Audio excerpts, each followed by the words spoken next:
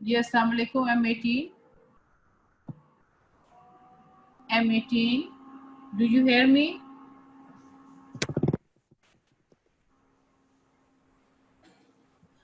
जी बच्चों, आज हम अपना टॉपिक स्टार्ट करेंगे आइस। आइस का दूसरा नाम क्या हो सकता है? The photoreceptor system. ठीक है बच्चों, आज हम आइस के जो हैं कोड्स पढ़ेंगे। बाकी क्लास किधर है बच्चों? आपके आज बच्चे बहुत कम है, 110 के करीब आ रहे हैं, बस 111 class. Let's start the lecture today. Ice the photoreceptor system. अगर आपसे कोई पूछता है कि बेटा आपकी बॉडी का फोटो रिसेप्टर सिस्टम क्या है, क्या जवाब होना चाहिए class? Class eyes, very good, शाबाश। अच्छा जी, student should be able to define the photoreceptor system, describe the tunics of the eye. Tunics का मतलब होता है लेयर्स। आपको याद है जब आपने फर्स्ट ईयर में आर्टरीज पढ़ी थी, tunica intima, tunica media, tunica adventitia, तो ट्यूनिक्स का मतलब लेयर्स होता है। ठीक है। Explain the structure of cornea, discuss about the uveal layer. ये आज आपके आपके जो है आज के लर्निंग आउटकम्स हैं। तो स्टार्ट करते हैं। Ice the photoreceptor system composed of 3 concentric tunics. 3 concentric layers होती हैं। सबसे बाहर वाली जो होती है वो सबसे टफ होती है, उसका मेन काम प्रोटेक्शन का होता है। ठीक है। और ये फाइब्रस लेयर होती है। It consist of sclera and cornea. Cornea अगला 1/6 होता है जो कि ट्रांसपेरेंट होता है, और पिछला 5/6 जो होता है वो ओपेक होता है। वो ट्रांसपेरेंट नहीं होता, वो ओपेक होता है, उसको स्क्लेरा कहते हैं। ठीक है। अच्छा ये बताओ बेटा, जब आपने हेड एंड नेक पढ़ा था तो उसमें आई पढ़ा था ना क्लास? उसमें आई पढ़ा था? यस लिखो, शाबाश। क्या ये तीनों ट्यूनिक्स पढ़े थे आपने? बिल्कुल सही। अच्छा जी, अब आपके पास मिडल लेयर है। तो मिडल लेयर असल में वो वाली लेयर है जिस जो के न्यूट्रिशन का सोर्स है। पूरी आई की न्यूट्रिशन का सोर्स जो है वो मिडल लेयर है। मिडल लेयर वेस्कुलर है, उसमें ब्लड वेसल्स भी हैं, और उसके साथ साथ एक्वस ह्यूमर भी प्रोड्यूस करेगी। और जो मिडल लेयर है उसमें बहुत सारे मेलानोसाइट्स भी पड़े हुए हैं। मेलानोसाइट्स आपकी आई में एंटर होने वाली जो रेजेस हैं उनकी एक्स्ट्रा लाइट को एब्जॉर्ब कर लेते हैं। ठीक है। अच्छा जी, तो मिडल लेयर की क्या कंपोनेंट्स हैं? Choroid, ciliary body and iris. Choroid के आगे सिलरी बॉडी ट्रायंगुलर शेप का स्ट्रक्चर होता है, और आइरस जो होता है most anterior part of the middle layer होता है। आइरस वो होता है जिसके दो साइडों का जो आइरस होता है उसके सेंटर में एक ओपनिंग होती है, उस ओपनिंग को प्यूपिल कहते हैं। प्यूपिल वो है जिसमें से लाइट नहीं जाना है। ठीक है। उसके बाद, और आपने देखा होगा कि कुछ लोग होते हैं नीली आंखों वाले। नीली आंखों वाले हारे को बड़े पसंद आती हैं, ग्रीन आइस वाले। तो वो किस पे डिपेंड करता है कि कितना मेलानिन पिगमेंट आइरस के अंदर, सिल्वरी बॉडी के अंदर और कोरॉइड के अंदर है, वो डिटरमिन करेगा कि आइरस का कलर क्या होगा। आइरस का कलर डार्क ब्राउन होगा या ब्लैक होगा या ब्राउन होगा या ग्रीन होगा या ब्लू होगा, वो डिपेंड करेगा amount of the melanocyte in the middle layer. If the melanocytes are less in number, the color will be blue. And if it is most abundant melanocytes are present, melanin is more, eye color will be dark brown or black. ठीक है। अब आपके पास आई की जो inner most layer है, ये most sensitive और most important layer है। ये वो लेयर है जिसकी वजह से आपका इमेज बनता है, और इस सेंसरी लेयर का नाम होता है रेटिना। ठीक है बेटा। अब रेटिना की इटसेल्फ 2 लेयर्स बनी हुई होती हैं। एक होती है आउटर पिगमेंटेड एपिथेलियल लेयर, और दूसरी होती है रेटिनल प्रॉपर लेयर। वो इनर रेटिना प्रॉपर होता है। आपने कभी कभार सुना होगा कि किसी बंदे को हेरिडिटरी है, उसका रेटिना डिटैच हो गया है। जब भी रेटिना डिटैच होता है वो हमेशा उसका इनर रेटिना प्रॉपर जो होता है ना वो डिटैच होता है from the outer pigmented epithelium. ठीक है बच्चों। अब हमने ये 3 लेयर्स जो है वो पढ़ ली, तीनों के कंपोनेंट्स देख लिए हमने। अब आप ये देखो कि the photosensitive inner layer of the retina communicate with the cerebrum through the optic nerve on the eyes posterior side. अब सेरिब्रम के साथ कनेक्शन बनता है आपकी आई का, सेरिबेलम के साथ नहीं बनता, सेरिब्रम के साथ बनता है। और किस चीज से बनते हैं? ऑप्टिक नर्व से बनते हैं। ठीक है, इसका मतलब है आई के अंदर कोई ऐसे न्यूरॉन होंगे इनके फाइबर कन्वर्ज होंगे, कन्वर्ज होकर ऑप्टिक नर्व बनाएंगे, और ऑप्टिक नर्व जाके किससे कनेक्शन बना रही है? सेरिब्रम से। अब ये एमसीक्यू है, the anterior edge, it's anterior edge, किसकी बात हो रही है? We are talking about retina.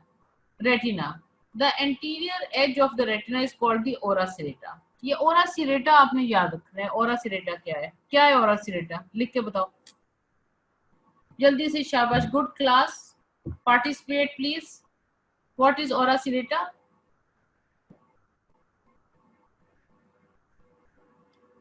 Anterior edge of retina is called the ora सिरेटा।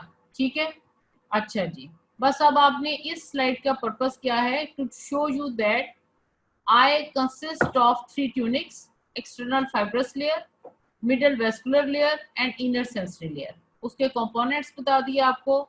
आपको ये बता दिया कि आई का कनेक्शन सेरिब्रम से बन रहा है वाया द ऑप्टिक नर्व, और फिर आपको बता दिया anterior edge of the retina is called the ora serrata. ठीक है, ये पिक्चर की फॉर्म में आपको दिखा दिया है।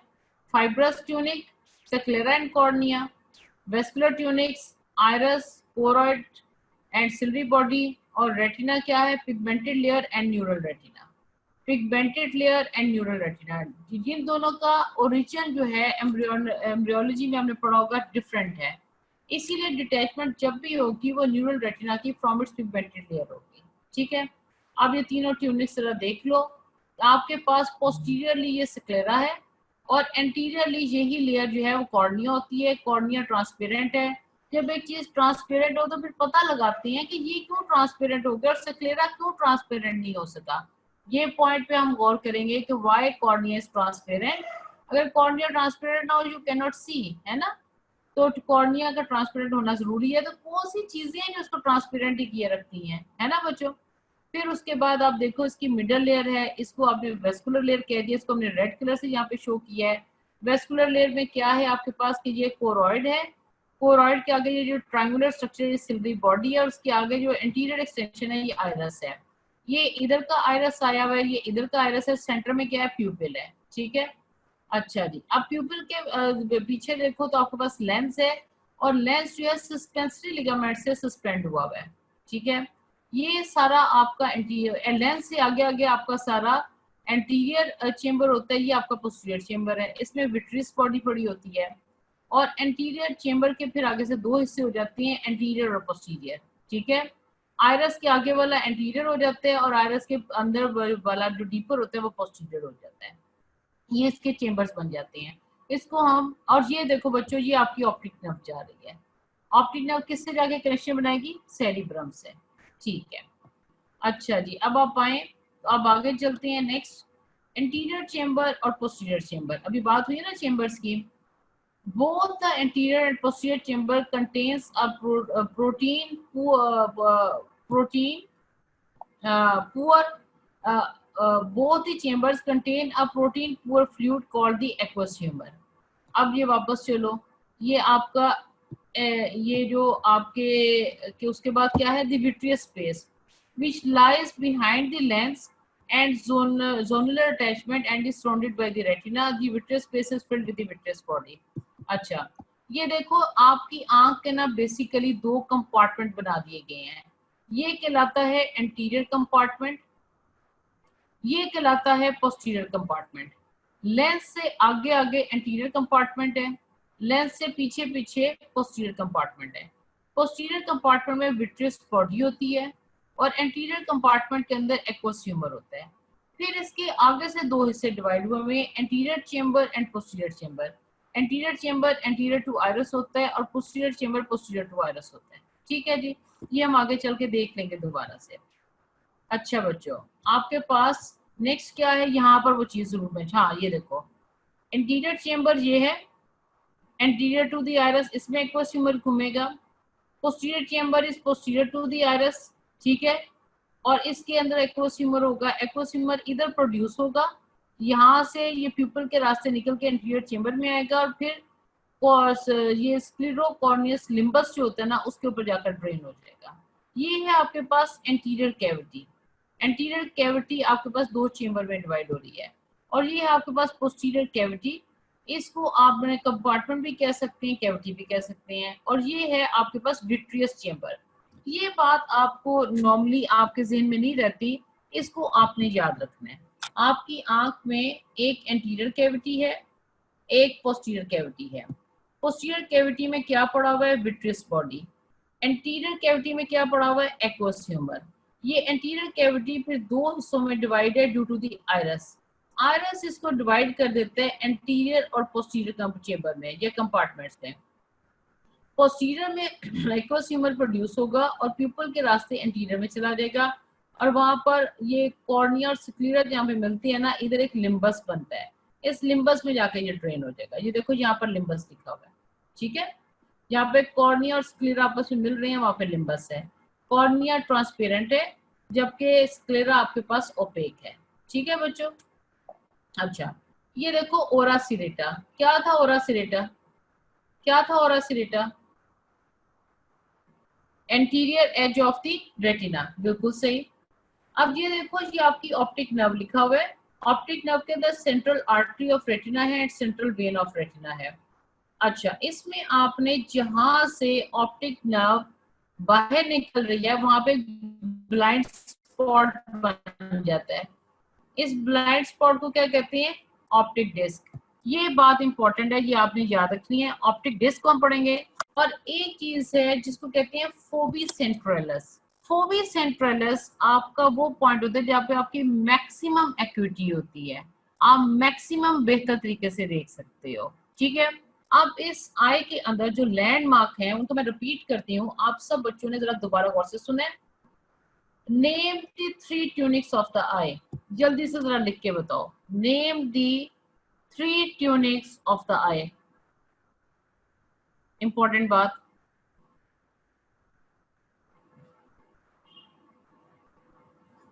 Class, do you hear me? No response class. 3 tunics of the eye: fibrous coat, yes; vascular coat, yes; and sensory coat. बेटा तीसरे को हम सेंसरी कोट हमने यहाँ पर नाम दिए थे। रेटिना, बिल्कुल ठीक है, रेटिना भी कह सकते हैं, बिल्कुल ठीक है। और यहाँ पर हमने उसको सेंसरी लेयर का नाम भी दिया था, बिल्कुल सही है। Fibrous tunic, vascular tunic and retina या सेंसरी कोट, बिल्कुल सही है। अच्छा बेटा, उसके बाद बताओ कि आपकी आई के अंदर कितनी कैविटीज हैं? आपकी आई के अंदर कितनी कैविटीज हैं? शाबाश, गुड क्लास। आपकी आई के अंदर कितनी कैविटीज हैं? 2, वेरी गुड। एंटीरियर कैविटी में क्या चीज है और पोस्टीरियर कैविटी में क्या चीज है? एंटीरियर कैविटी में क्या है और पोस्टीरियर कैविटी में क्या है? आप बेशक एब्रीविएशन यूज कर लिया करो, उससे हमें लिखने में जल्दी होगा, जल्दी। एक्वस ह्यूमर और शाबाश, और पोस्टीरियर के अंदर हमारे पास विट्रियस बॉडी है, बिल्कुल सही, बिल्कुल सही। अच्छा, अब नेक्स्ट मुझे बताओ कि ऑप्टिक डिस्क क्या है? ऑप्टिक डिस्क वो पॉइंट है जहां से ऑप्टिक नर्व आई को छोड़कर ब्रेन की तरफ जा रही होती है, and this is the blind spot. शाबाश। And what is fovea centralis?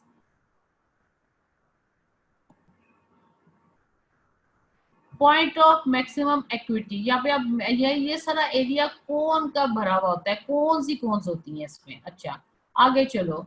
What is limbus? The junction between the cornea and sclera is called the limbus. Limbus वो पॉइंट है जिसके अंदर स्क्लेरल वीनस साइनसिस हैं, और इन वीनस साइनसिस के अंदर aqueous humour ने ड्रेन होना है, ठीक है बच्चों। चलो जी, अब हम आगे चलते हैं। अब हम असल में हिस्टोलॉजी पढ़ेंगे, अभी सिर्फ इंट्रोडक्शन चल रहा था। अच्छा जी, कॉर्निया इज द एंटीरियर 1/6, ये बात इंपॉर्टेंट है। Cornea is colourless, transparent and it is composed of 5 layers. It gives protection and refracts the light. अब कॉर्निया के बारे में ये देखो, ये आपके पास जो ट्रांसपेरेंट चीज नजर आ रही है ना, this is the cornea. It is 1/6 of the outer most coat and it is composed of the 5 layers. और हम पढ़ेंगे कि ये 5 लेयर्स जो हैं उसमें क्या चीज है जिसने इसको ट्रांसपेरेंट कर दिया हुआ है, और ये आपको प्रोटेक्शन दे रहा है। आपको पता है आपके कॉर्निया में बहुत सारी सेंसरी नर्व एंडिंग्स होती हैं, इसीलिए आपके कॉर्निया को जब कोई टच करने लगता है वो फौरन अपनी आई ब्लिंक करते हो, and cornea is very sensitive to touch. ये एक प्रोटेक्शन का तरीका है, ठीक है। फिर आपका कॉर्निया रीजनरेट करता है, उसके अंदर रिपेयर होने की ताकत होती है, ये आपको एक्सटर्नल एनवायरनमेंट से आपकी आई के इंटरनल ऑर्गन्स को प्रोटेक्ट करके रखता है, and it refracts the light. पीछे से स्क्लेरा देखो, आपको ओपेक नजर आ रहा है, जब ये 1/6 है तो स्क्लेरा खुद ही बना लो, 5/6 होगा। And it maintain the shape of the I, it gives protection, provide attachment for the muscle. अब आपसे अगर पूछा जाए कि हाँ जी स्क्लेरा का क्या फंक्शन है, तो क्या जवाब दोगे? It maintain the shape of the eye. और दूसरी क्या बात होगी कि it provide the attachment for the muscle and it gives protection.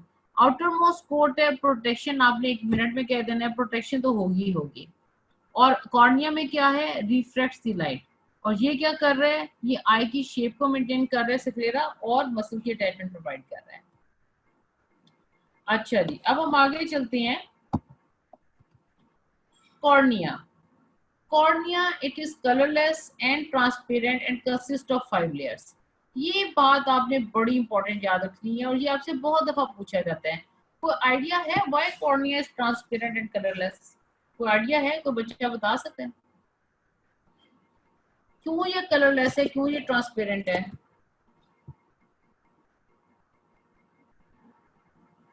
Class any idea? आप आई पढ़ चुके हुए हो हेड एंड नेक में, और बड़ी दफा रिपीटिशन भी मुझे लगता है उसकी होगी, रद्दियां लेक्चर भी चल रहे हैं आपके बच्चों।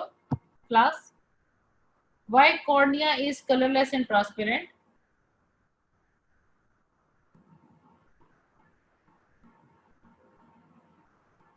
Class, why cornea is colorless and transparent? Okay, move on. अगर नहीं आता तो अगली स्लाइड में आपको इसका आंसर दे देंगे। अच्छा जी, अभी हम याद करते हैं। The cornea consists of 5 layers। ठीक है बच्चों, कॉर्निया एक ऐसा, अच्छा आपको आई के अंदर एक और इंटरेस्टिंग चीज बताऊं, आई के अंदर कई ऐसे स्ट्रक्चर हैं जिनके ऊपर दो दो एपिथेलियम है। आपकी आईलिड के ऊपर भी 2 एपिथेलियम है। एक वो है जो आपको ऊपर की तरफ स्किन पे नजर आती है, और एक आई के अंदर की तरफ एपिथेलियम होती है। ठीक है, इसी तरह आपका जो कॉर्निया है इसके ऊपर भी 2 एपिथेलियम है। क्लास, पहले ये बताओ डू यू हेयर मी, क्योंकि अभी तो हमारा असल लेक्चर स्टार्ट हुआ है, पहले तो सिर्फ इंट्रोडक्शन चल रहा था। Do you hear me class? जल्दी से लिख के रिस्पॉन्ड करो, जवाब नहीं आ रहा आपकी तरफ से कोई भी। Class, are you with me? Are you with me class?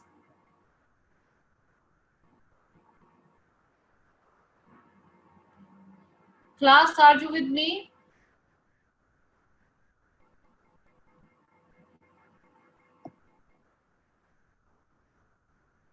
MAT,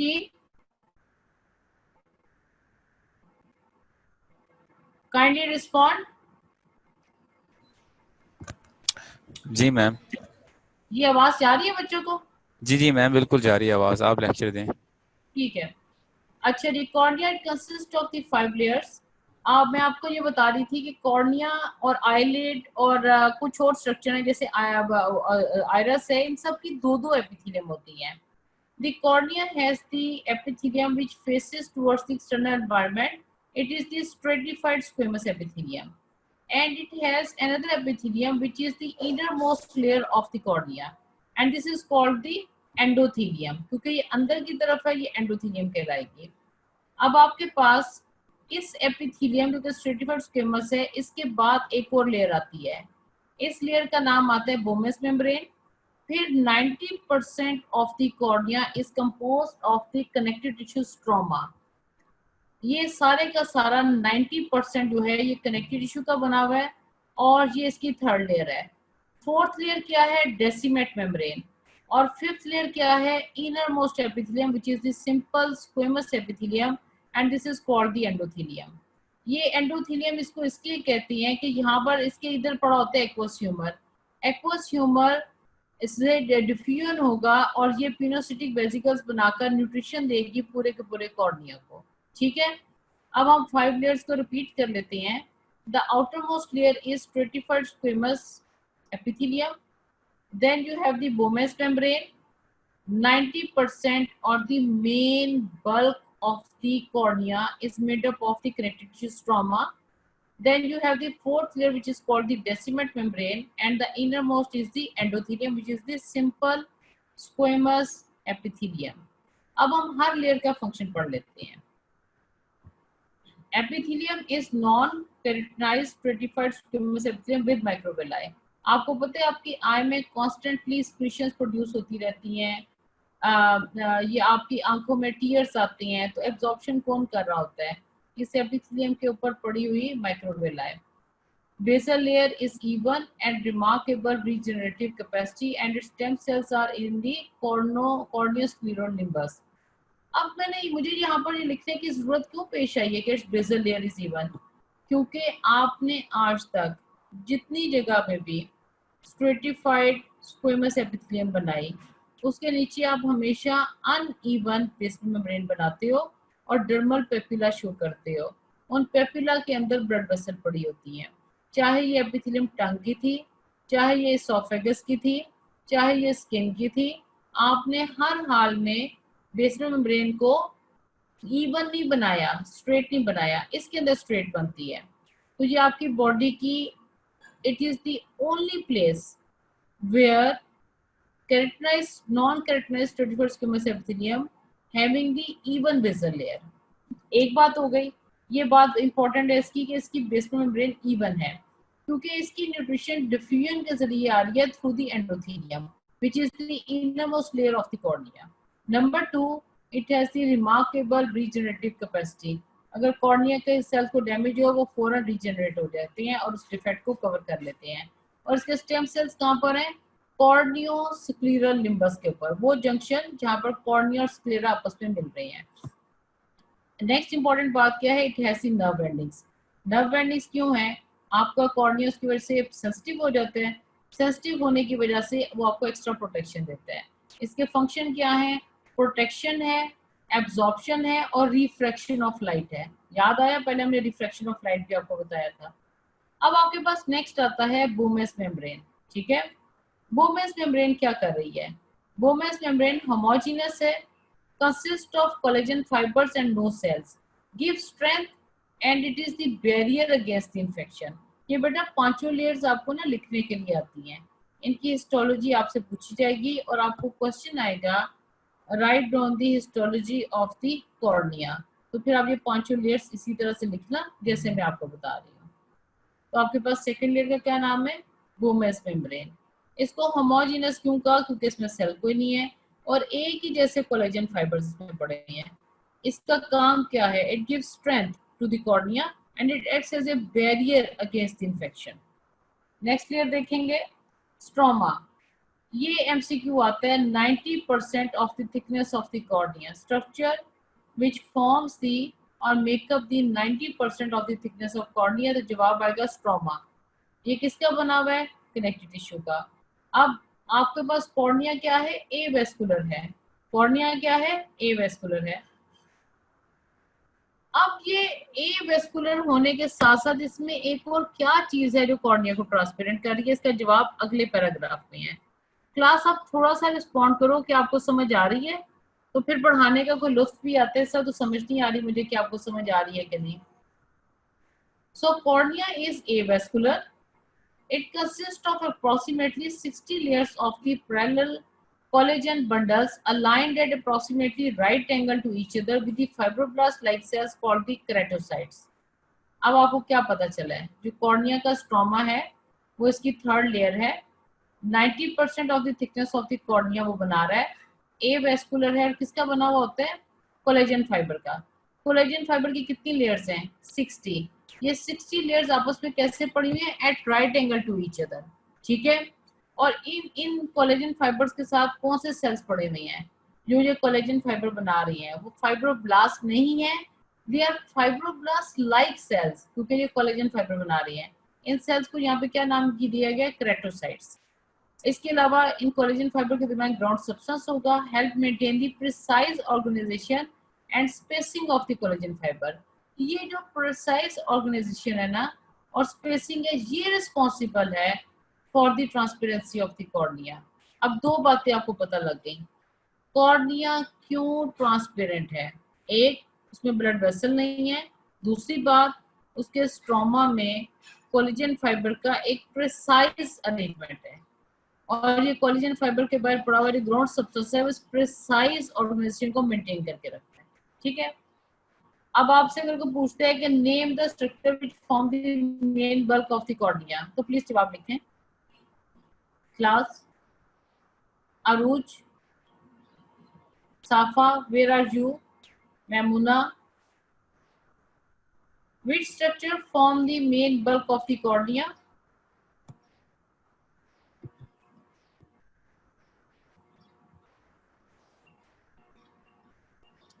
Now we have the fourth layer and this is called the Decimet's membrane.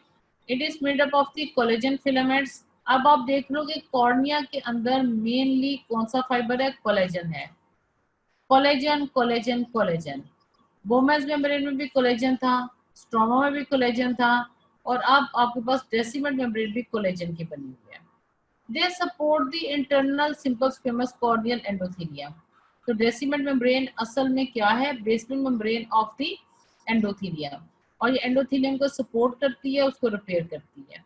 Endothelium क्या है, this is the fifth layer, a simple squamous, या कभी कभार ये body epithelium भी हो सकती है, लेकिन अक्सर ये स्क्वेमस होती है।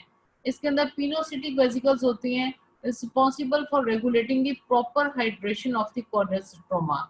ये एंडोथेलियम एक्वस ह्यूमर को एक्सपोज होती है। एक्वस ह्यूमर को एक्सपोज होने की वजह से ये एंडोथेलियम पिनोसिटिक वेसिकल्स बना बनाकर न्यूट्रिशन और हाइड्रेशन प्रोवाइड करती है टू दी कॉर्निया। अब हम इसके पांचों पोर्स को एक बार फिर देखते हैं। सबसे पहली लेयर क्या है, epithelium. It is the non keratinised stratified squamous epithelium. ठीक है बच्चों, उसके बाद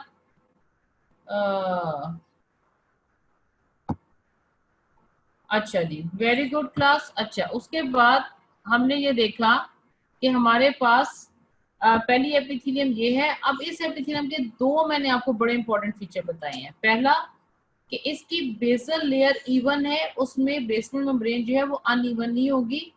दूसरा, इसमें रीजनरेटिव कैपेसिटी है, और उसके स्टेम सेल कहाँ पर है, कॉर्नियोस्क्लेरल लिम्बस पर। नर्व एंडिंग्स हैं, प्रोटेक्शन एब्जॉर्प्शन, इसका फंक्शन हो गया। दूसरी लेयर का क्या नाम है, बोमेस मेम्ब्रेन।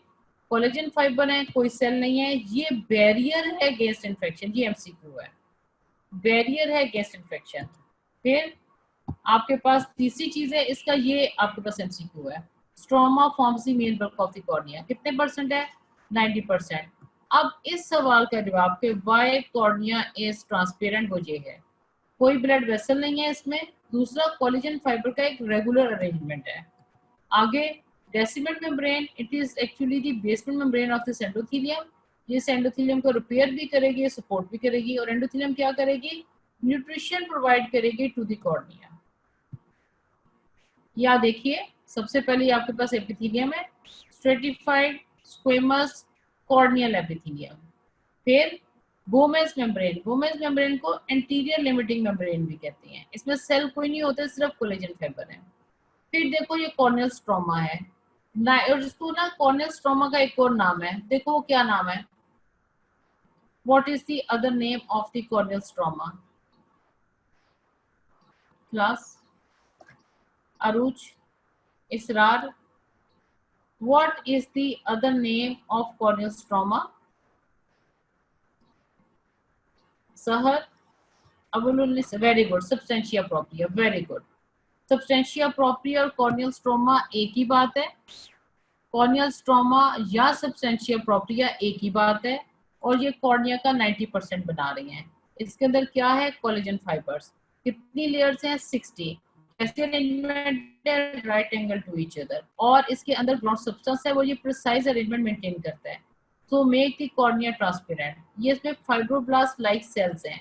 पहले जमाने में हम इन्हें फाइब्रोब्लास्ट ही कहते थे, अब नए जमाने के बच्चों, नया जमाने में हमारा ये अब इनका नाम क्रेटोसाइट हो गया है, तो फाइब्रोब्लास्ट की बजाय हम इनको क्रेटोसाइट कहेंगे।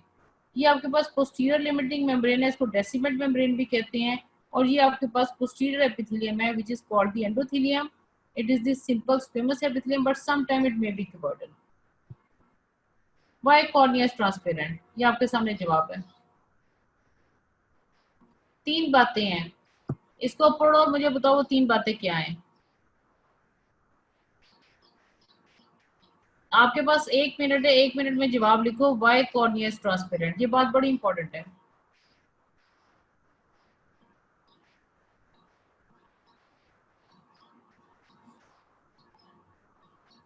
ये जो कोलेजन फाइबर का अरेंजमेंट है ना, right angle to each other, हर बंडल एक दूसरे बंडल के राइट एंगल पे पड़ा हुआ है, एक ये बात है।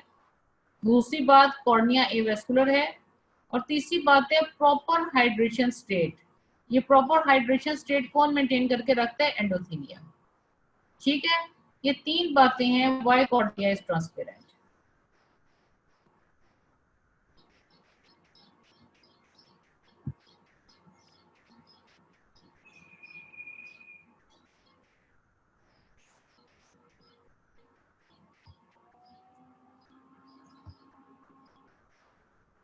एजान, मेरा बात सुने, ये मेरा क्या ये हुआ इधर?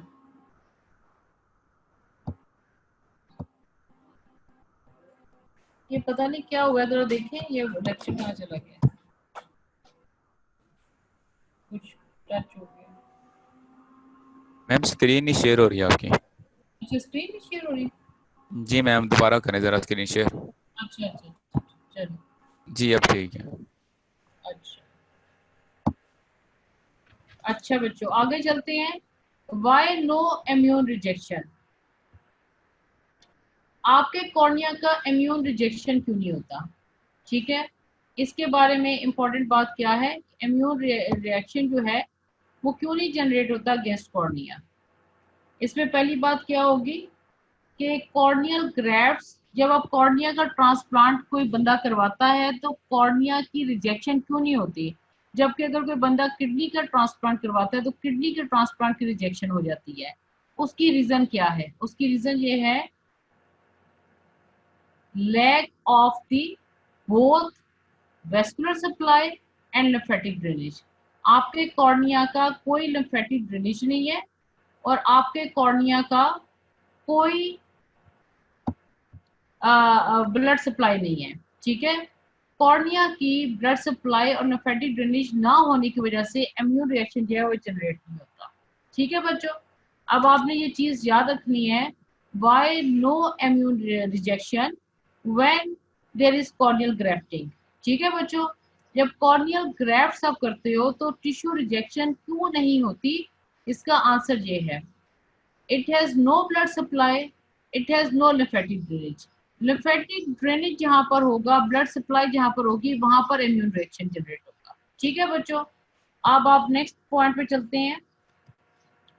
Laser assisted in situ keratomileusis surgery, it is used to correct myopia, hyperopia. ये वो लेजर है जो आंखों का आजकल करवाया जाता है।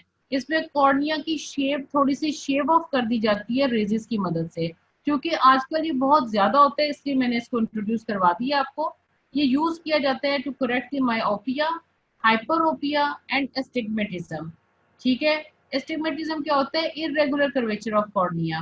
हाइपरोपिया क्या है? Far sightedness. और मायोपिया क्या है? Near sightedness. ये आपने जरूर अपना हेड एंड नेक में पढ़ा होगा। ठीक है बच्चों, तो कॉर्निया के बारे में रीकैप करते हैं। कॉर्निया का आपके पास क्या है? नंबर 1, 5 लेयर्स, 2 एपिथेलियम है, 2 मेम्ब्रेन है और बीच में कॉर्नियल स्ट्रोमा है। ठीक है बच्चों, कॉर्निया ट्रांसपेरेंट क्यों है? ये एवेस्कुलर है, इसमें कोलेजन फाइबर का एक स्पेशल अरेंजमेंट है। और लास्ट बात क्या है कि इसको ये प्रॉपर हाइड्रेटेड स्टेट में रहता है। नेक्स्ट पॉइंट देखो कि आपके पास कॉर्निया जो है उसकी टिश्यू रिजेक्शन क्यों नहीं होती? टिश्यू रिजेक्शन बेटा इसलिए नहीं होती कि आपके पास ब्लड वेसल्स नहीं है और लिम्फ वेसल्स कॉर्निया के अंदर नहीं है। अब आपके पास कॉर्नियोस्क्लेरल लिम्बस के बारे में आपको पता होना चाहिए, क्योंकि यहाँ पर वीनस साइनसिस के अंदर एक्वस ह्यूमर ड्रेन होता है। तो आपके पास कॉर्नियोस्क्लेरल लिम्बस कहाँ पर है? जहाँ पे कॉर्निया और स्क्लेरा आपस में मिल रहे होते हैं।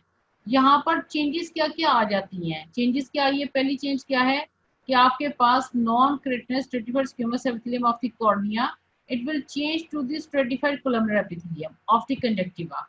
दूसरी बात, स्ट्रोमा बिकम वेस्कुलर। कॉर्निया में ए वेस्कुलर था, कॉर्नियोस्क्लेरल लिम्बस वेस्कुलर हो जाएगा और एपिथेलियम स्ट्रेटिफाइड कोलमनर हो जाएगी। आगे देखो, इसके अंदर ट्रेबेकुलर मेशवर्क आ जाता है। ट्रेबेकुलर मेशवर्क के अंदर एक्वस ह्यूमर ड्रेन होगा और वो जिस केनाल में ड्रेन होगा उसको केनाल ऑफ श्लेम कहते हैं। ठीक है बेटा, तो कॉर्नियोस्क्लेरल लिम्बस के बारे में इंपॉर्टेंट बात क्या है कि यहाँ पे एपिथेलियम क्या होगी, स्ट्रेटिफाइड कोलमनर। फिर कॉर्नियोस्क्लेरल लिम्बस वेस्कुलर होता है जबकि कॉर्निया एवेस्कुलर होता है। उसके बाद इसके अंदर एक ट्रेबेकुलर मेशवर्क होता है जिसमें एक्वस ह्यूमर ड्रेन होगा और ड्रेन होने वाली जो कैनाल होगी वो कैनाल ऑफ श्लेम या स्क्लेरल वीनस साइनस होगा। अब हम चलते हैं मिडल लेयर के ऊपर। मिडल लेयर को वेस्कुलर लेयर कहा जाता है। इसको हम यूवियल ट्रैक्ट भी कहते हैं। It consist of 3 parts, choroid, ciliary body and its processes and iris. ठीक है बच्चों, अब जरा यहाँ पर देखो, ये आपका कोरॉइड है, ये मेरा कर्सर देखो, ये आपका कोरॉइड है। कोरॉइड आगे चलकर एक ट्रायंगुलर स्ट्रक्चर बनाता है, इसको कहते हैं सिलरी बॉडी। सिलरी बॉडी में इसके सिलरी मसल्स होती हैं और सिलरी प्रोसेसेस होती हैं। ये वही सिलरी प्रोसेस है जिन्होंने आपके लेंस को सस्पेंड करके रखा होता है और आपकी आंख जो अकोमोडेशन करती है ना फार और नियर विजन के लिए, वो असल में अपनी सिलरी बॉडी के सिलरी प्रोसेसेस को कॉन्ट्रैक्ट या रिलैक्स करती है। इन सिलरी प्रोसेस को कॉन्ट्रैक्ट या रिलैक्स करने से लेंस की अकोमोडेशन होती है। और आगे देखो, the anterior extension of the ciliary body, this is called the iris. ठीक है, अभी हम इसको देखेंगे। साथ ही अब अपनी रिवीजन कर लो। आपके पास एंटीरियर कंपार्टमेंट था और पोस्टीरियर कंपार्टमेंट था। पोस्टीरियर कंपार्टमेंट में आपके पास विट्रियस बॉडी थी और एंटीरियर कंपार्टमेंट के अंदर आपके पास 2 चेंबर हैं। Anterior chamber is anterior to the iris and posterior chamber is posterior to the iris. ठीक है, एंटीरियर कंपार्टमेंट में एक्वस ह्यूमर है और पोस्टीरियर कंपार्टमेंट के अंदर आपके पास विट्रियस बॉडी है। चलो जी आगे चलते हैं। अच्छा, अब आप कोरॉइड को पढ़ो तो कोरॉइड किसका बना हुआ है, areolar connective tissue and it is highly vascularised. ठीक है, कोरॉइड का अगर आपसे कोई पूछे तो किस तरह का कनेक्टिव टिश्यू है, एरियोलर, जिसमें ज्यादा आपके पास एक्स्ट्रा सेलुलर मैट्रिक्स है और कम सेल्स हैं और ये हाईली वेस्कुलराइज्ड है, बहुत सारी ब्लड वेसल्स इसमें होंगे। तो जब ब्लड वेसल्स इसके पास हैं तो ये क्या करेगा, नरिशमेंट टू द रेटिना। और क्या है, इसके अंदर पिगमेंट सेल्स होती हैं, मेलानोसाइट्स होती हैं, वो क्या करते हैं, एब्जॉर्ब एक्सट्रेनियस लाइट, जो लाइट ज्यादा होगी उसको ये एब्जॉर्ब कर लेंगे। नेक्स्ट हो सिलरी बॉडी। सिलरी बॉडी में सिलरी स्मूथ मसल्स हैं, सिलरी प्रोसेसेस हैं और it is covered with the secretory epithelium. इसका मतलब है ये कुछ प्रोड्यूस कर रही है सिलरी बॉडी, और सिलरी बॉडी क्या सिक्रीट कर रही है, एक्वस ह्यूमर। ठीक है बच्चों, और इसके जो सस्पेंसरी लिगामेंट हैं, ये जो सिलरी प्रोसेसेस हैं, they hold the lens and change the lens shape for the far and the near vision. ये इसका काम हो गया। इसका मतलब है ciliary body triangular in shape है, इसकी 2 एपिथेलियम है, वो एक्वस ह्यूमर सिक्रीट कर रही हैं और इसके प्रोसेसेस जो हैं, दे होल्ड और suspend the lens in its position and they help the sense to accommodate for the far and the near vision by with the help of these ciliary processes. अच्छा, अब आगे आए iris. Iris क्या है, 2 layers of smooth muscle cells, एक है sphincter प्यूपिली और एक है डायलेटर प्यूपिली। स्फिंक्टर प्यूपिली से यकीनन आप प्यूपिल को का साइज नैरो हो जाएगा, डायलेटर प्यूपिली से जब होगा एक्टिवेट तो प्यूपिल का साइज बड़ा हो जाएगा। इसमें कनेक्टिव टिश्यू है और उसके सेंटर में प्यूपिल होता है। ठीक है, it controls pupil diameter and thus the amount of light entering the eye. तो आइरिस का क्या काम है, उस लाइट की अमाउंट को कंट्रोल करना जो आपकी आई के अंदर जा रही है। ठीक है बच्चों, अब आपको सारी समझ आई कि हर लेयर का क्या काम हो रहा है। कोरॉइड आपके पास क्या कर रहा है, नरिशमेंट। कोरॉइड का क्या काम है, नरिशमेंट करना।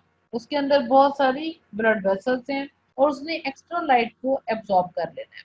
सिलरी बॉडी क्या कर रही है, सिलरी बॉडी सस्पेंड करती है लेंस को, लेंस को अकोमोडेट करवाती है for the far and the near vision with the help of the ciliary processes.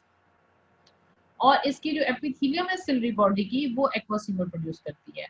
तो अब आपको अगर क्वेश्चन किया जाए कि एक्वस ह्यूमर कौन प्रोड्यूस करता है, तो आपको फौरन जवाब क्या लिखेंगे आप, सिलरी बॉडी।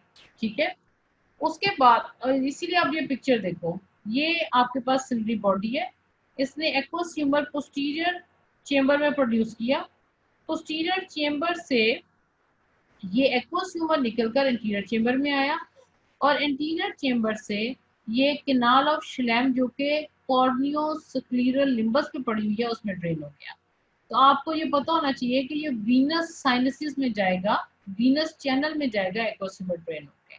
ठीक है बच्चों, आगे चलते हैं। आइरस क्या है, इसके अंदर मसल्स हैं दो, एक स्फिंक्टर प्यूपिली, एक डायलेटर प्यूपिली, और इसके आइरस के दरमियान में एक सेंट्रल प्यूपिल है। आइरस का काम क्या है, control the pupil diameter and amount of light entering the eye. अब हम बच्चों देखेंगे कि हमारे पास यही चीजें थोड़ी सी डिटेल में, आपके पास वही चीज, अब ये रेपिटेशन है, अब आप इसको रिवाइज करो मेरे साथ। कोरॉइड किसका बना हुआ था, लूज एल्यूलर का। इसमें क्या बहुत ज्यादा है, ब्लड वेसल्स। इसके अलावा क्या है, मेलानोसाइट। ब्लड वेसल्स क्या करेंगी, न्यूट्रिशन देंगी। मेलानोसाइट क्या करेंगे, produce the melanin which will absorb the extra light. ठीक है जी। अच्छा, अब इसमें एक चीज है जो लिखने के लिए आती है, ब्रूच मेम्ब्रेन। ये आपने ब्रूच मेम्ब्रेन बच्चों मेरे साथ देखनी है क्या है। ठीक है, ब्रूच मेम्ब्रेन के बारे में किस बच्चे को पहले से पता है, what is ब्रूच membrane class? ब्रूच membrane क्या है, a thin extracellular sheath is composed of collagen and elastic fibers surrounding the adjacent microvasculature and basal lamina of the retinal pigmented layer। अब अगर आपको ब्रूच मेम्ब्रेन को आसान करके मैं आपको बताऊं तो ब्रूच मेम्ब्रेन क्या है। ब्रूच मेम्ब्रेन सेपरेट करती है कोरॉइड को from the retinal pigmented epithelial layer. Retina की दो लेयर्स थी ना, एक उसकी पिगमेंटेड लेयर थी, पिगमेंटेड एपिथेलियम की लेयर थी, और एक रेटिना की इनर सेंसरी लेयर थी। ठीक है, इनर सेंसरी लेयर का काम है जो आपने देखा आपको दिखा दे और आपके ब्रेन पे उसका इमेज बना दे और आपको समझ आ जाए कि आपने क्या देखा है ना। और जो दूसरी लेयर है रेटिना की, वो एक एपिथेलियम है जिसपे पिगमेंट भरा हुआ है। तो ब्रूच मेम्ब्रेन किन दो चीजों के दरमियान है, ब्रूच मेम्ब्रेन है कोरॉइड और pigmented layer of the retina के दरमियान में। और ब्रूच मेम्ब्रेन किसकी बनी हुई है, कोलेजन एंड इलास्टिक फाइबर्स। तो ये बेटा आपको ब्रूच मेम्ब्रेन जरूर पता होना चाहिए, क्योंकि ब्रूच मेम्ब्रेन एक बैरियर के तौर पे एक्ट कर रही है between the highly vascular choroid and the non-vascular pigmented layer of the retina। ये बात क्लियर होगी सब बच्चों को। अच्छा जी, आगे चलते हैं। सिलरी बॉडी हमने पता कर लिया कि ये ट्रायंगुलर इन ट्रांसफर सेक्शन है। सिलरी बॉडी में सिलरी मसल्स होती हैं, उसके बाद सिलरी प्रोसेसेस होती हैं। सिलरी प्रोसेसेस लेंस के साथ अटैच होती हैं। ये देखो, ये सिलरी प्रोसेस क्या लेते हैं, ये आपके पास सिलरी प्रोसेसेस से ये वो सिलरी जोन्यूल निकल रही हैं जो लेंस के साथ अटैच है और लेंस को अपनी पोजीशन में होल्ड करके रखती हैं। अच्छा जी, सिलरी बॉडी के फंक्शन आप मेरे साथ कर चुके हो, लेंस की अकोमोडेशन है और एक्वस ह्यूमर की प्रोडक्शन है। आगे चलते हैं, ग्लोकोमा। ग्लोकोमा एक मेडिकल इमरजेंसी है, इसको उर्फे आम में काला मोतिया भी कहा जाता है। Aqueous humour provide nutrition to the cornea and lens. ये अब एमसीक्यू है। Which two structures are avascular in the eye, एक है कॉर्निया, दूसरा है लेंस। फिर नेक्स्ट क्वेश्चन होगा, if cornea and lens are avascular what is the source of the nutrition, aqueous humour. ठीक है बच्चों, अब लेंस में और कॉर्निया में, कॉर्निया ट्रांसपेरेंट है जबकि लेंस ट्रांसपेरेंट नहीं है। Any obstruction to the drainage to the aqueous humor leads to increase in the intraocular pressure and condition is called the glaucoma। कोई भी ऐसा फैक्टर जो एक्वस ह्यूमर को ड्रेन होने से रोक दे, ड्रेन ना होने दे, तो एक्वस ह्यूमर आपकी आंख के एंटीरियर कंपार्टमेंट में जमा होना शुरू हो जाएगा और आंख का प्रेशर इंक्रीज होना शुरू हो जाएगा। तो इस कंडीशन को कहा जाता है ग्लोकोमा। ठीक है जी। अच्छा, अब इस स्लाइड से आपको दो इंपॉर्टेंट बातें पता चली हैं। Cornea and lens both are avascular and what is the source of nutrition to the cornea and lens, aqueous humor। Iris is the most anterior extension of the middle layer which covers part of the lens leaving a round central pupil and control pupil diameter। ये आपके पास सामने प्यूपिल है, ये बाहर आपको Iris नजर आ रहा है। आयरस का कलर डिपेंड करेगा कितने मेलानोसाइट इस आयरस के अंदर है। अगर मेलानोसाइट ज्यादा है तो कलर ब्लैक या डार्क ब्राउन होगा, अगर मेलानोसाइट बहुत कम है तो ये आई का कलर ब्लू होगा। ठीक है। अच्छा जी, एक दफा फिर आपको यहाँ पर दिखा दी गई हैं कुछ चीजें। पहले आपको दिखा दिया गया है आयरस। आयरस के नीचे देखो कैनाल ऑफ श्लेम आपको मेंशन की गई है। और आपके पास यहाँ पे वीनस चैनल या ट्रेबेकुलर मेशवर्क बन रहा है। ये आपके पास सिलरी बॉडी है। सिलरी बॉडी से निकलने वाले प्रोसेसेस देखो, जिन्होंने लेंस को होल्ड करके रखा है और लेंस को फिर एडजस्ट करती हैं फॉर द कॉम्बिनेशन। अच्छा जी, सिलरी बॉडी ने एक्वासिमर प्रोड्यूस किया। ये एक्वासिमर पोस्टीरियर कंपार्टमेंट से निकल के आयरस के साथ होता होता देखो बच्चों, ये एंटीरियर कंपार्टमेंट में चला गया। एंटीरियर कंपार्टमेंट से ये फिर इधर इस ट्रेबेकुलर मेशवर्क में आएगा और कैनाल ऑफ शिलम में ड्रेन हो जाएगा। ठीक है, मुझे उम्मीद है आपको बड़ा अच्छे तरह से समझ आ गया होगा। अच्छा जी, उसके बाद आपके पास function of iris, iris blocks all light from entering the eye except that passing through the pupil. आंख के अंदर लाइट सिर्फ प्यूपिल से जाएगी, दैट्स इट। नंबर 2, ये प्यूपिल को कॉन्स्ट्रिक्ट और एनलार्ज कर सकता है। और नंबर 3, मेलानोसाइट जो आयरस के अंदर हैं, they give the colour to the eye. ये फंक्शन हो गए जनाब आयरस के।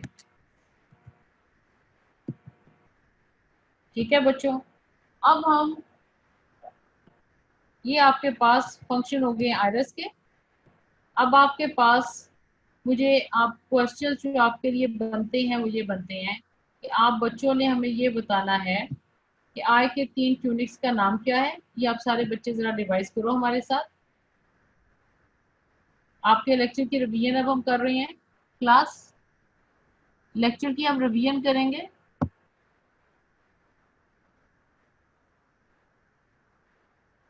इसके अंदर पहले आप ये देखो, आई के 3 ट्यूनिक्स देखो बच्चों, ये आपने याद रख ले, ये आज के लेक्चर का पार्ट था। ये लिखने के लिए भी आ जाता होता है। Right down the 3 tunics of the I and there components. इसको देखो, यहाँ से इनके कलर देखो, आउटर मोस्ट ब्लू में, फिर रेड में और फिर ब्राउन में। इसको रेड क्यों किया गया है? ये वेस्कुलर कोट है, इसमें सारी ब्लड वेसल्स हैं, इसीलिए ने एक्वस ह्यूमर प्रोड्यूस करना है, इसी में ब्लड वेसल्स हैं, यही पूरी आंख की न्यूट्रिशन का सप्लाई कर रही है। इस पिक्चर पे आ जाओ, इसको गौर से देखो। बस एंटीरियर कैविटी है, पोस्टीरियर कैविटी है। एंटीरियर कैविटी में आपके पास एक्वस ह्यूमर है, पोस्टीरियर कैविटी में विट्रियस बॉडी है।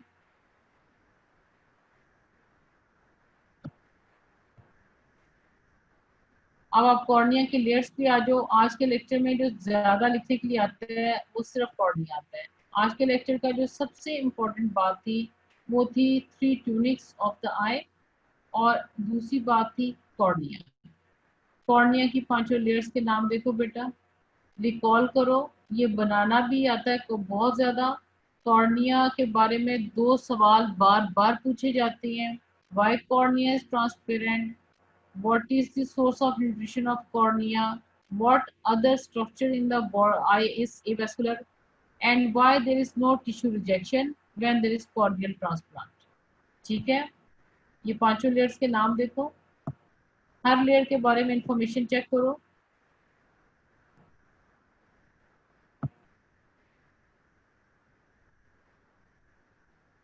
इससे एपिथेलियम के 2 खास फीचर पकड़ो क्या है। एक तो ये keratinized non keratinised stratified squamous epithelium है, लेकिन ऊपर इसके माइक्रोविलाई हैं, ये बात भी बड़ी अनयूजुअल है। दूसरी, इसकी बेसमेंट मेम्ब्रेन इवन है, ये अनयूजुअल है। ठीक है, और बोमेस मेम्ब्रेन देखो, कौन सी लेयर है आई की जो बैरियर है अगेंस्ट इन्फेक्शन, तो जवाब है बोमेस मेम्ब्रेन। और आपको ये क्वेश्चन ऐसे भी आ सकता है कि write down the epithelium found in the cornea and what are their function. अब अगर एपिथेलियम फाउंड है तो आपने सिर्फ ये वाली एपिथेलियम नहीं लिखनी, आपने ये एपिथेलियम भी लिखनी है, इसके साथ साथ आपने ये एंडोथेलियम भी लिखनी है। ये दोनों एपिथेलियम कॉर्निया की हैं। तो ये बात आपने याद रखना है, जिस स्ट्रक्चर की 2 एपिथेलियम है, अगर आपको उसकी सिर्फ एपिथेलियम और उसके फंक्शन लिखने के लिए आ जाते हैं तो आपने उसकी दोनों एपिथेलियम को लिखना होगा। आपने उसकी बाहर वाली एपिथेलियम जो एक्सटर्नल एनवायरनमेंट को एक्सपोज है वो भी लिखेंगे, अंदर वाली एंडोथेलियम भी लिखेंगे। ठीक है, हर लेयर के फंक्शन है, ये आपके कॉर्निया को ट्रांसपेरेंट कर रही है, ये वाली लेयर स्ट्रोमा जो है, और इसके अलावा आपके कॉर्निया को बल्क दे रहा है। ठीक है, फिर हमने देखा कि आपके पास डेसिमल मेम्ब्रेन क्या है, ये बेसल मेम्ब्रेन एंडोथेलियम की रिपेयर कर रही है। और एंडोथेलियम क्या कर रही है, हाइड्रेटेड स्टेट मेंटेन कर रही है, न्यूट्रिशन दे प्रोवाइड कर रही है टू द कॉर्निया। ये आपके पास कॉर्निया की पिक्चर थी। ठीक है, 5 लेयर्स। इधर हमने कॉर्नियल स्ट्रोमा का दूसरा नाम सीखा था, सब्सटेंशिया प्रोप्रिया, और ये फाइब्रोब्लास्ट का नाम आपको केराटोसाइट दिखाया गया था। और कोलेजन फाइबर का एक खास अरेंजमेंट है कि एक बंडल दूसरे बंडल के राइट एंगल पे पड़ा हुआ है, और ये एंडोथेलियम इसकी हाइड्रेशन स्टेट मेंटेन करती है, और जो ग्राउंड सब्सटेंस है वो कोलेजन फाइबर का ये रेगुलर पैटर्न मेंटेन करता है। ए वेस्कुलर है, ये सारी चीजें मिलकर इसको ट्रांसपेरेंट कर रही हैं। ये बात बहुत पूछी जाती है, व्हाइट इज ट्रांसपेरेंट, तो दोबारा देखो, दोबारा पढ़ो इसको। कॉर्निया के बारे में ये बहुत पूछा जाता है, खास तौर पे लड़के ये स्लाइड बड़े शौक से लेते हैं क्योंकि ये बहुत आसान है बनानी। लेकिन जब ये क्वेश्चन उनसे पूछे जाते हैं तो वो बिल्कुल ही जवाब नहीं दे पाते, तो आपने जवाब में ये बातें बोलनी है। White is transparent, cornea is avascular, proper state of hydration, and a characteristic arrangement of the collagen fiber bundles. आगे देखो, why there is no immune rejection? Immune rejection क्यों नहीं हो रही? क्या दो चीजें हैं इसमें, क्या वजह है? Lack of both a vascular supply and lymphatic drainage. इसकी वजह से आपके पास कोई भी इम्यून रिजेक्शन नहीं होता। कॉर्नियल ट्रांसप्लांट बड़ा आसान है करना, बड़ी आसानी से कर लिया जाता है और सक्सेसफुल होता है, कोई इम्यून रिजेक्शन नहीं होता। ना ही ब्लड सप्लाई है, ना ही लिम्फेटिक ड्रेनेज है, and to local immune tolerance produced by the ocular antigen presenting cells and immunomodulatory factors in the aqueous. अच्छा जी, उसके बाद आपके पास ये एक लेजर सर्जरी है जो आजकल बहुत ज्यादा करवाई जाती है। इसके बाद ऐनक उतर जाती है और ऐनक के बगैर आप बिल्कुल सही देख सकते हैं। ये इस लेजर असिस्टेड इंसिटू केराटोमेलियसिस का सर्जरी है जिसको लैसिक कहते हैं। और लैसिक जो है ये किस किस को ठीक कर रही है? मायोपिया को, हाइपरोपिया को और एस्टिग्मेटिज्म को। कॉर्निया स्क्लेरल लिम्बस हमने देखा था, यहाँ पर क्या चेंजेस आ गई? पहली चेंज, कॉर्निया की एपिथेलियम क्या थी बाहर वाली? नॉन केराटिन स्ट्रेटिफाइड स्क्वेमस, वो क्या बन गई है? Stratified columnar. कॉर्निया एवेस्कुलर था, कॉर्निया स्क्लेरल लिम्बस वेस्कुलर है। और कॉर्निया स्क्लेरल लिम्बस में एक मेश वर्क है, एक एनास्टोमोसिस नेटवर्क पड़ा हुआ है, और इसके अंदर कैनाल ऑफ शिलैम है जिसमें एक्वस ह्यूमरल ड्रेन होता है। फिर बच्चों आपके पास मिडल लेयर क्या आ गया, उसके 3 कंपोनेंट्स हैं। मिडल लेयर का दूसरा नाम क्या है? What is the other name of the middle layer? Middle layer का बच्चों दूसरा नाम क्या है? मिडल लेयर का दूसरा नाम हमारे पास क्या है? यूवियल ट्रैक्ट भी कहते हैं उसको, वेस्कुलर लेयर भी कहते हैं। इसके 3 कंपोनेंट्स हैं, ये देखो, this is the choroid. Choroid आगे चल के एक्सपैंड हो रहा है, ट्रायंगुलर स्ट्रक्चर बना रहा है, that is the ciliary body. और सिलरी बॉडी की एंटीरियर एक्सटेंशन है आइरस। अब आपके पास कोरॉइड क्या कर रहा है? कोरॉइड न्यूट्रिशन दे रहा है, इसमें पड़े हुए मेलानोसाइट एक्स्ट्रा लाइट को एब्जॉर्ब कर रही है। सिलरी बॉडी है, अकोमोडेशन करवा रही है और साथ एक्वस ह्यूमर प्रोड्यूस कर रही है। आयरस है, आपके आयरस को कलर दे रहा है, आपकी आई को कलर दे रहा है। प्यूपिल है, इसके सेंटर में प्यूपिल का साइज कंट्रोल कर रहा है ना? और अमाउंट ऑफ लाइट जो आंख में जानी है इसको कंट्रोल कर रहा है। और आपके पास इसको थोड़ा सा मोर देख लेते हैं कि एक मैंने आपको मेम्ब्रेन पढ़ाई थी, ब्रूच मेम्ब्रेन। ब्रूच मेम्ब्रेन किन 2 चीजों के दरमियान, ये लिखने के लिए आती है। कॉर्निया ड्रॉ करना आ जाएगा, साथ आपको पूछ लिया जाएगा what is ब्रूच membrane. ब्रूच membrane choroid को सेपरेट करती है फ्रॉम द रेटिना। रेटिना की 2 लेयर है, बाहर वाली है पिगमेंटेड एपिथेलियल लेयर और अंदर वाली है सेंसरी लेयर। तो outer pigmented layer of the retina is separated from the choroid with the help of a membrane which is called the ब्रूच membrane. अब ब्रूच मेम्ब्रेन देखो बनी हुई है कोलेजन और इलास्टिक फाइबर की, है ना। ब्रूच मेम्ब्रेन बनी हुई है कोलेजन और इलास्टिक फाइबर की, और ये सराउंड कर रही है माइक्रोवेस्कुलेचर। माइक्रोवेस्कुलेचर क्या है? कैपिलरीज, विन्यूल्स, उनको सराउंड कर रही है, और बेजल लैमिना को कर रही है जो कि रेटिनल पिगमेंटेड एपिथेलियम की है। तो ये एक बैरियर बन जाता है between the choroid and the pigmented epithelium. आगे चल के हम पढ़ेंगे कि क्यों रेटिना की पिगमेंटेड एपिथेलियम इतनी इंपॉर्टेंट है, वो क्या ऐसी चीज कर रही होती है जो कि हमारी विजन के प्रोसेस में हेल्प करती है। ठीक है बच्चों, ये आपका आज का लेक्चर था। Thank you very much for listening and for attending the class. तो इंशाल्लाह नेक्स्ट वीक मुलाकात होगी। खुदा हाफिज़।